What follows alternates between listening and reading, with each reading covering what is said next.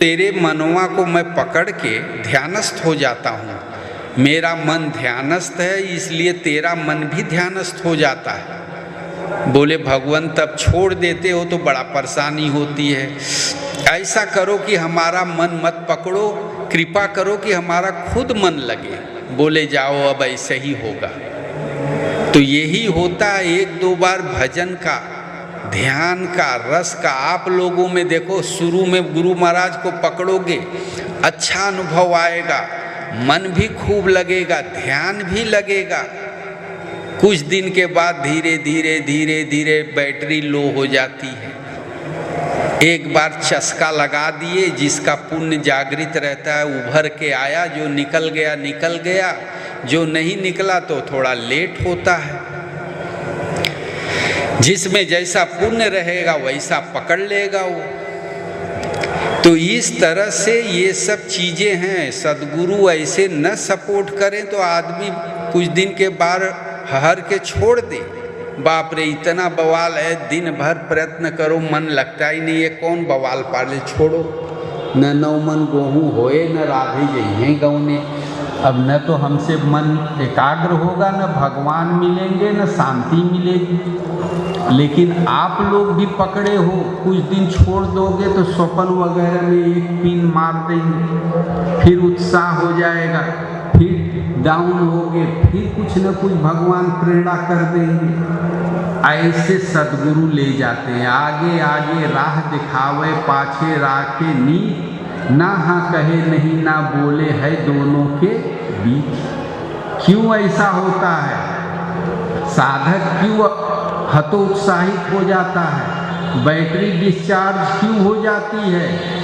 क्योंकि हमारे अंदर कुछ ऐसी कमियां हैं, उसका संक्षेप में वर्णन करते हैं। व्याधि, स्थान, संशय, प्रमाद, आलस, अविरति, भ्रांति दर्शन, अलब्ध भूमिकत्व, अनवस्थित्वानि चित्त विक्षेपा ते अंतराया। मन के अंतराल में मन को हतोत्साहित, नर्वस करने वाले कुछ चीज हैं। भजन कर रहे हो, कोई रोग हो गया, मन भजन छोड़ के, अभ्यास छोड़ के रोग में फंस जाता है। कब ठीक हो, कहाँ दिखाएं, क्या करें? अस्त्यान माने होता है क्या जानते हो? आज तक करना चाहते हैं, अब करेंगे, अब उठेंगे, तब अब क्या उठे, अब तो समय हो गया। अस्त्यान, संशय, पता नहीं ये सही है कि गलत है, गुरु महाराज वास्तव में महापुरुष हैं कि नहीं, भगवान मिलते हैं कि नहीं, ये संशय रहेगा तो मन नहीं लगेगा। बार बार वो पिन मारेगा, डंक मारेगा। कोई कुछ कह दिया कि काहे मर रहा है, न घर का होगा न घाट का। ये लोग सब ढोंगी है, हम देखे हैं, सब हकीकत जानते हैं। उस दिन बैठोगे तो मन इतना प्रेम अनुराग से नहीं लगेगा। अविरत विषय भोग दिखाई पड़ा तो बोले यार सब दिन तो भजन करना है, कुछ दिन मौज मस्ती भी कर ले, खा पी ले, देख सुन ले। अविरत की भावना रहेगी, फिर मन हतोत्साहित होगा, विषय में भाग जाओ। बार बार प्रयत्न करने पे नाम रूप ब्रह्म विद्या सेवा में मन ही नहीं लगता कभी कभी, तब मन मनहूस हो जाता है। तीसरा अनवस्थितवान, एक अवस्था में मन रहता ही नहीं, कभी बढ़िया भजन कभी नहीं, कभी द्वेष कभी काम। तुलसीदास जी प्रार्थना कहते हैं, कारुणिक रघुराई सुनो नाथ मन जरत त्रिविध जुर फिरत सदा बौराई। कबहु कामरत लोभ निरत सठ हठ वियोस बग होई।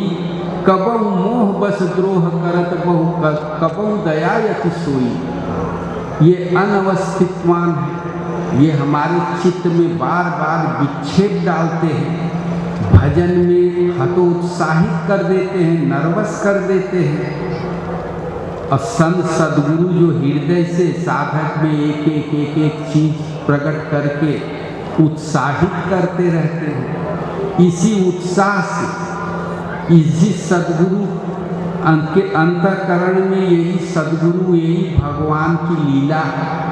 आप जब हतोत्साहित हुए तो कुछ डाल दिए, एक अनुभव दे दिए, फिर उत्साह से लग गए। देखो परमहंस महाराज जब वो महंतवा का देखे ठाट बाट तो बोले बताओ हमारे भीतर भगवान है और ये देखो चांदी की गद्दी पे बैठा है, हजारों लोग को खिला रहा है और हम भिखमंगा जैसे खाने आए हैं, लगता है हम संत है ये नहीं है। तो भगवान ने एक थोड़ा सा ये कर दिया, 9 दिन में जो वो संत के पास था सारा चीज उनके चरणों में और दिखा दिए, देख बेटा सब मिल जाएगा, भजन नहीं होगा 1 घंटा भी, बस छोड़ के भागे, बोले हमें नहीं चाहिए ये।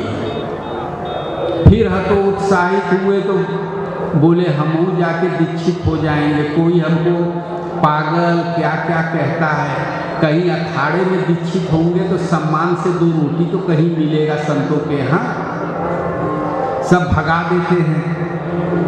स्वीकार कर लिए कि कल चले जाएंगे दीक्षा ले लेंगे किसी अखाड़े में। उस दिन भगवान अनुभव में ध्यान में थे, बताए अरे तू कहाँ दीक्षा लेने जा रहा है, आज संसार में तेरे गुरु जैसे गुरु और तुम्हारे जैसे शिष्य कोई नहीं है, सब ये ढोंग है। उछल पड़े बैठे बैठे, बोले वारे भगवान हमारो सब शेर का खाल पहन के गधे घूम रहे हैं। उस दिन बैठे तो 2-2 दिन तक ध्यान में बैठे ही रहे।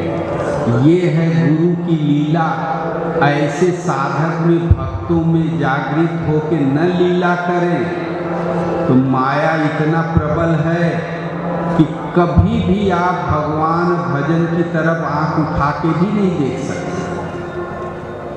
स्वामी जी थे, एक बड़े अच्छे भगत थे, बहुत पैसा था, सब कुछ था। एक दिन फोन किए, गुरु महाराज मैं आत्महत्या कर लूँगा।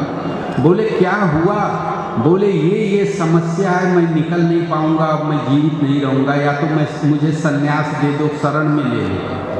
महाराज चिंतन करे कि सब कुछ है फिर भी रो रहा है, यहाँ आएगा तब भी रोएगा, ये माया है क्या? कैसे जीव इसमें तड़प रहा है? तो भगवान ने माया का रूप दिखाया। वही भगत था, उसको एक अजगर लपेट के सिर पे फन काट के बैठा है सांप।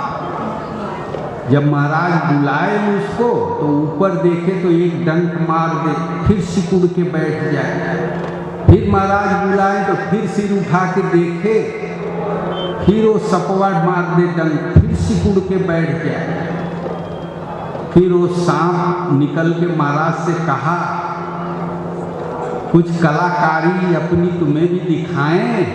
तो महाराज बोले नहीं, हमें नहीं देखना है। महाराज आकाश में थे, ऐसे बैठे, बोले मुझे नहीं देखना है। कहें अरे कभू भविष्य में दिखाई? बोले कौनो काल में तेरी माया नहीं देखना है। अब महाराज आकाश से चल दिए, नीचे वो अजगर चल दिया, चलते चलते नदी बना, समुद्र बना,